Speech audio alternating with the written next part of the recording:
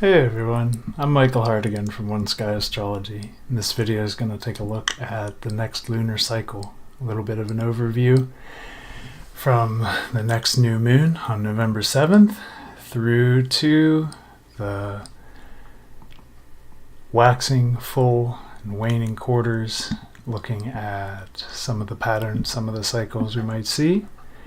And that new moon is going to be a new moon in Libra. So if you expected me to say Scorpio, I want to say that this video is a true sidereal astrology video, and we're using the exact size and location of the constellations. So just to take a look at that, this is the heavens right now. So we can see the moon making a grand trine with Chiron, Mercury conjunct Jupiter rising. And you can see that the constellations and the signs are the same, which means that this astrology is a little bit different than mainstream Western astrology. So let's jump right in. This new moon in Libra would ordinarily be a time of balance, a time of peace and harmony, all the things that Libra is associated with are, definitely legitimate. Even the Mayans looked at this constellation and called it balance, and for a long time now it's been associated with the ideals of justice, the ideals of truth, higher ideals. But this new moon in Libra at 2 degrees Libra here on the Virgo Libra cusp is interesting for a couple reasons. And not only did Uranus just oppose Venus here, but there's some other interesting energies going on that I want to talk about, because the new moon is taking place exactly conjunct the fixed star Zuben el Janubi, or Alpha Librae. And we can get these luminaries out of the frame here for just a second. This is Zuben el Janubi, or Alpha Librae, the brightest star in Libra. Now, ordinarily I don't focus on fixed stars, but there's a lot going on here, because Venus is just a couple degrees conjunct Spica, the brightest star in Virgo, and coming around we see Mercury sitting right on top of Antares, the heart of the Scorpion. And looking at the last personal planet here, and these personal planets are governing the conscious mind in a way that is really different than the outer planets. We see Mars conjunct Deneb al-Jedi, the tail of the goat, in Capricorn, right on the Aquarius cusp. But these are important stars to ancient sky watchers. These are important stars to people who observe fixed star astrology today. So I want to talk about that a little.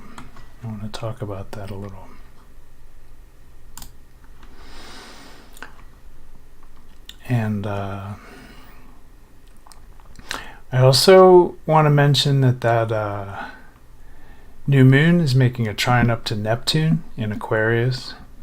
And there are some other good things going on, like Venus and Mars are actually trine for this new moon. You'll see that here. So overall, we have Ophiuchus rising, the energies of healing on the ascending on the horizon, and we do have this Libran energy of balance, and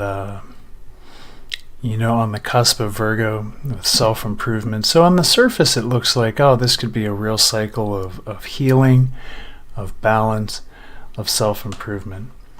But I want to look at these fixed stars, because Alpha Librae, right here at 2 degrees of Libra, is associated with downfall, sickness, obstruction, disgrace, ruin. I know, right? It's just a lot. It is associated with legal matters and the law, but overall, this is a really unhelpful influence. So this lunar cycle, may carry those energies, and it may be a time to really, set that intention to guard ourselves. And we're gonna see as we take a couple closer looks at some of these factors, more closely maybe the nature of what we might see unfolding over the next 29 and a half days. So Vivian Robson writes, and Vivian Robson, he did he was a librarian that did an overview of fixed star astrology for looking at the last 2,000 years of information. He writes, of the nature of Saturn and Mars is Alpha Librae, Saturn and Mars, so the two malefics. It causes malevolence, obstruction, an unforgiving nature, violence, disease, lying, crime, disgrace, and danger of poison. And I know these aren't things we associate with Libra. These are things that we've come to associate, if anything, with Scorpios. And a lot of mainstream Western astrology people think that this full moon is in Scorpio. So these, getting back to the astronomically accurate roots of astrology, we see that these are Libran energies. This is Alpha Librae. So that's interesting. And in ancient Arabic astrology, there was no Libra. It was just the claws of the scorpion.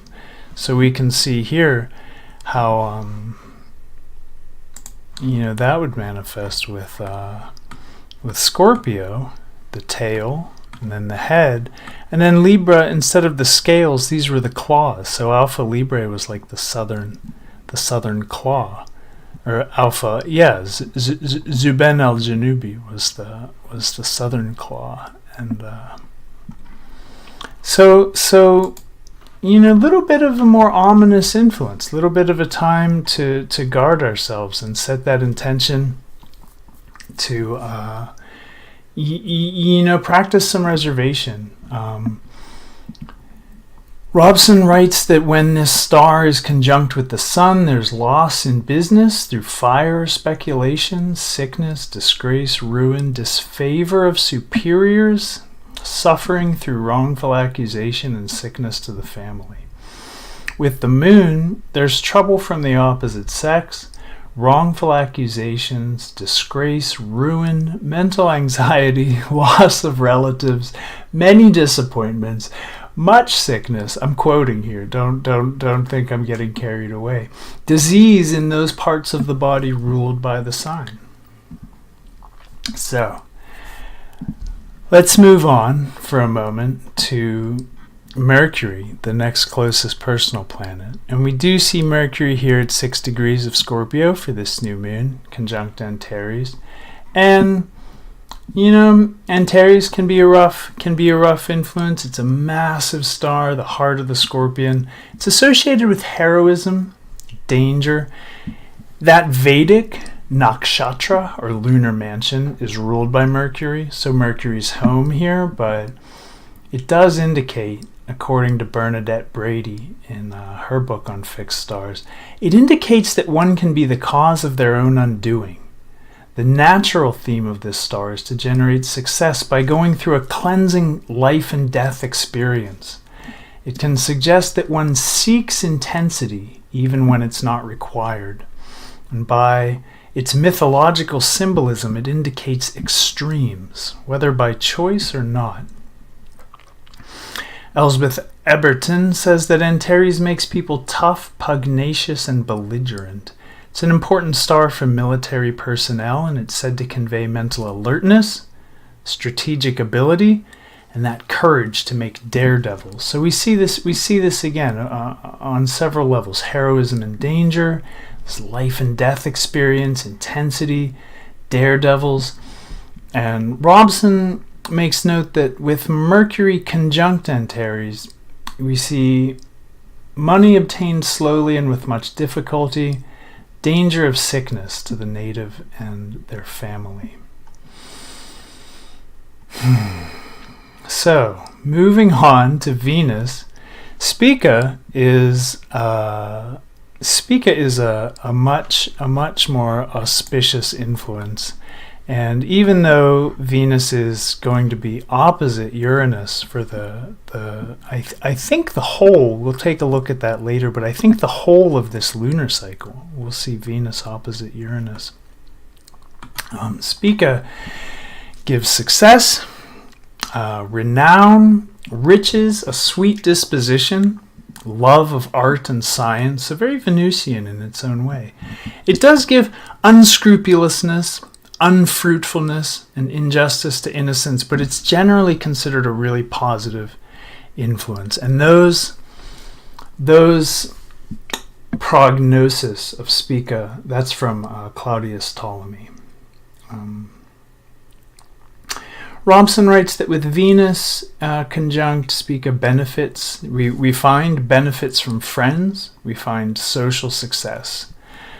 There is, always with these influences, the downside of false friends of the same sex, but mostly benefits from friends, social success. This is a good thing in my esteem. I've met a lot of people where Spica is playing into their chart in a very positive way.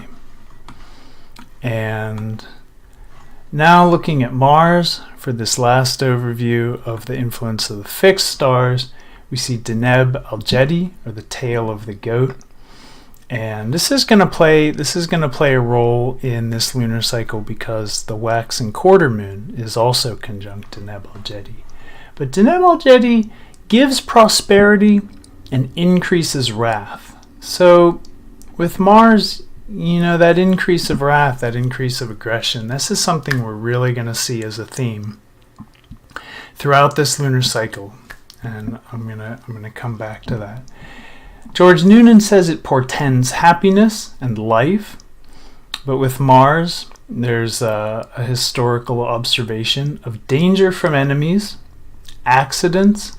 There is honor and there is preferment, but there's usually many quarrels and final disgrace, even violent death. So again, I'm not into candy coating anything. I'm not trying to paint this vividly negative picture, but I am noting that out of the 5 inner planets here, the Sun and Moon, Mercury, Venus and Mars, we have 4 of them conjunct a little more difficult fixed star influences.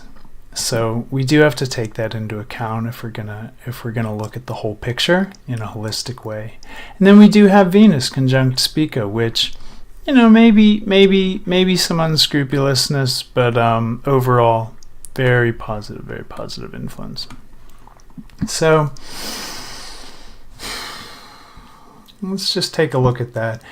With that Libra and Virgo energy of balance, justice, and that work to improve ourselves that Virgo brings, combined with the healing and transformative power of a Fucus rising, this does lend itself to an optimistic outlook. We can begin to set that intention to heal. We can use this new moon to go into our meditation, go into our intentionality, and align with that self-improvement, that balance, that healing energy. But those fixed stars do contribute a darker and more ominous energy to the lunar cycle. So when we're considering that, this is a good time to meditate and plant seeds. The new moon is a good time to meditate and plant seeds. Those seeds are appropriate. Those seeds of balance and healing, those seeds of personal growth, those seeds of, bringing justice, those seeds of bringing refinement to the situation, whatever your situation is, whatever you're focusing on this lunar cycle, these are the general energies. But considering Mercury here conjunct Antares, and it's going to station retrograde the next day after the new moon, so it'll hang out over Antares for some extra time. It'll station retrograde, it'll back up over it, and it'll move forward over it again throughout this lunar cycle. I want to encourage everybody to set that intention to guard our minds, guard our speech against overly dangerous or foolish heroics. There may be some extreme things that jump into our mind, into our speech, and this is a good lunar cycle to really practice a bit of reservation. Definitely square to Neptune. Mercury's square to Neptune, so we can see maybe a little bit of a need to guard against this delusional ideas.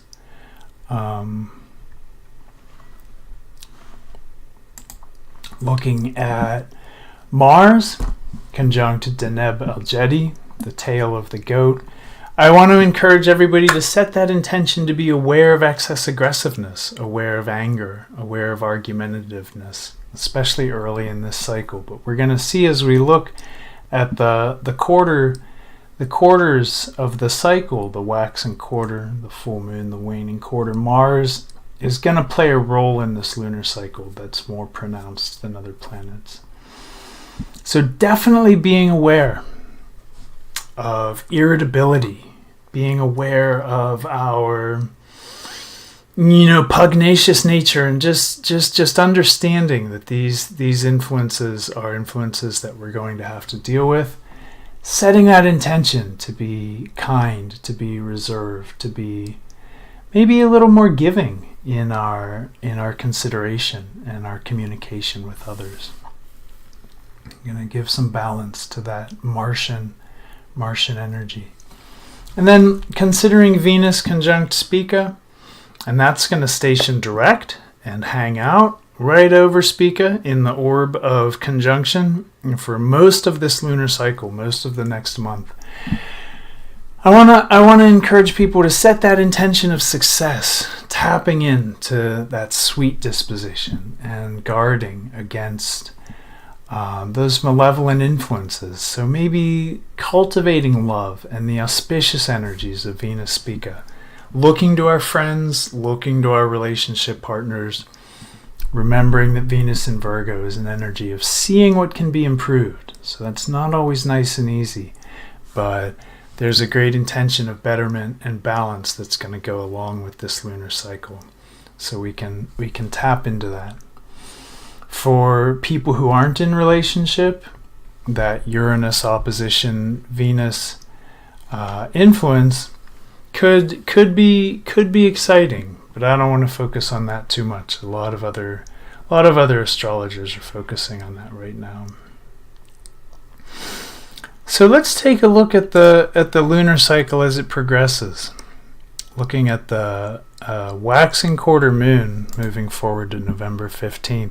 We see that the moons come around to 22 degrees Capricorn, making a square to the sun as it moves through Libra.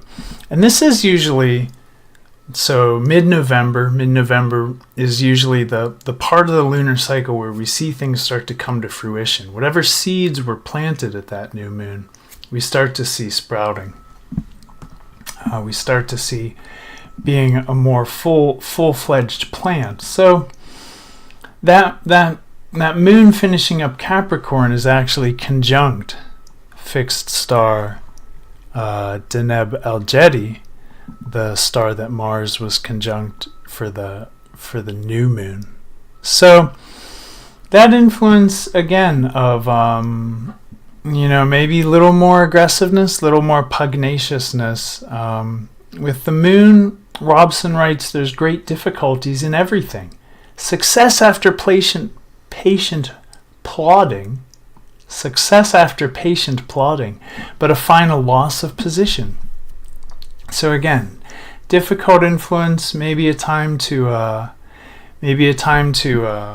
check that and balance that with not trying to strive too hard to struggle against those difficulties, but just understand they're nobody's fault in particular, definitely not yours. So we do see Venus stationing direct here finally on the 15th for that waxing quarter moon. We see it stationing direct conjunct Spica, so it'll be hanging out there in that area of the heavens for a while. On the 16th, the next day, Mercury's going to station retrograde and move backward over Scorpio, over Antares again. Let's look at the full moon. So this is the chart for November 23rd. We have an exact opposition here between the Sun, just finishing up Libra, conjunct Jupiter, and the Moon. And so for the waxing quarter moon, we do see the Moon conjunct Mars. We do see the Moon conjunct Mars and the Sun square Mars. For the full moon, we see Mars making a T-square with the Moon and the Sun, Jupiter, and Mercury stellium down here at the bottom of the chart. So this Martian influence is going to continue to pervade the chart. There could be irritability. There could definitely be a little excess aggression, a little bit of a difficulty with drive and directness. Just maybe things being a little more challenged. So let's set that intention to be aware of that. Knowing is half the battle. G.I. Joe was right, for the record. Knowing goes a long way, because when these energies arise, we can say, right, Mars is making that T-square to the Sun and Moon. This isn't personal. This is just an energy. This is just the ambient energy of today. So on November 23rd, that full moon is going to be in Taurus, and it's going to be reflecting the light of that Libra Scorpio cusp. Mercury's retrograde conjunct Antares again, so I wanna make note that that Antares influence. I want to read this again, Bernadette Brady. It indicates that one can be the cause of their own undoing. The natural theme of Antares is to generate success, but by going through a cleansing life and death experience. It can suggest that one seeks intensity even when not required. So by its mythological symbolism, it indicates extremes, whether by choice or not. So let's be on guard here. This is our thinking and our communication with Mars making these T-squares. I really want to encourage everybody through this lunar cycle to really check their temper. Status check on all aggression, all irritability, all issues around patience. Let's not get out of control. Uranus is opposite Venus still, again, throughout the remainder of this cycle, I think, and that could shake up a relationship unexpectedly. So, a really strong relationship is going to be able to withstand, in all likelihood. But again, being on guard for relationship issues, being on the lookout for new and exciting experiences in a relationship. That's Uranus opposite Venus. And moving ahead to the waning quarter moon on November 29th, we do see Mars making an opposition to the moon as it comes around again. Mercury is back almost into Libra and still retrograde. And the main thing I want to look at here is that moon Although it is making that trine to Saturn, so there could be some excess help, some bonus help here in the area of reservation, in the area of discipline, restraint, self-control, all of these good Saturnine qualities. Mars is still showing its more challenging aspects here with the squares and the opposition to the moon. The sun's going to be conjunct Jupiter and Mercury for a large part of this cycle, and that I think is going to lend a great big blessing, because all of the light that the moon reflects on its way around is going to be that light of sun conjunct Jupiter, and Jupiter tends to give blessings, tends to give auspicious support to anything it touches, and it can tend to soften the malefic influences to a great degree. So I do want to make note of that Jupiter conjunction, that the Sun, Jupiter, and Mercury are going to be in conjunction from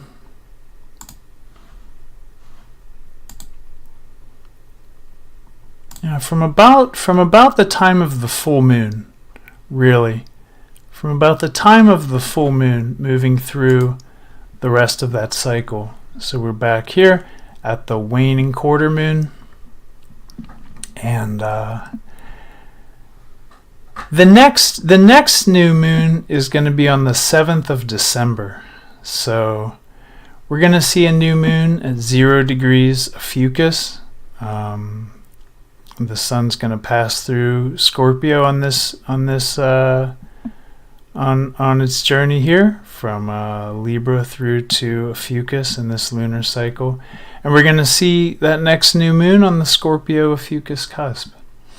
And we're going to see Mercury stationing direct in Libra.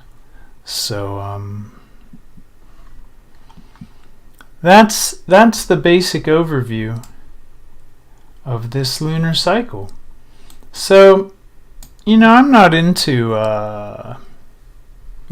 casting shades, so to speak, but this has the potential to be a challenging cycle with that Martian influence and with overtone on the new moon of those fixed star influences.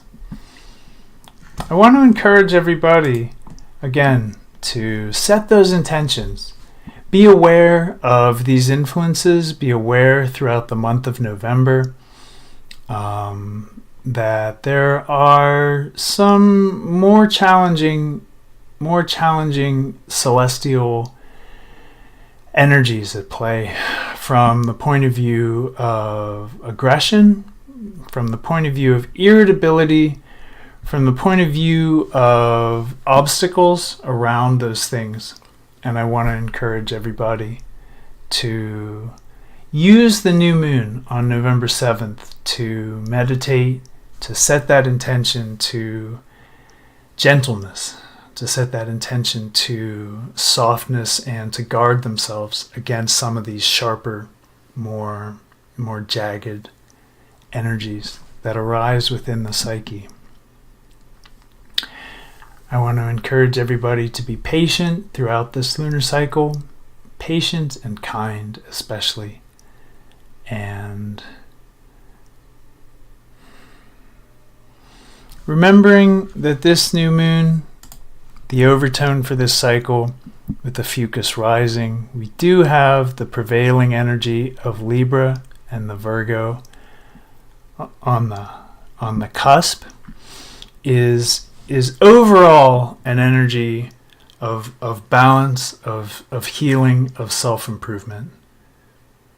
But let's be aware, and I'll see you next month for another lunar cycle update.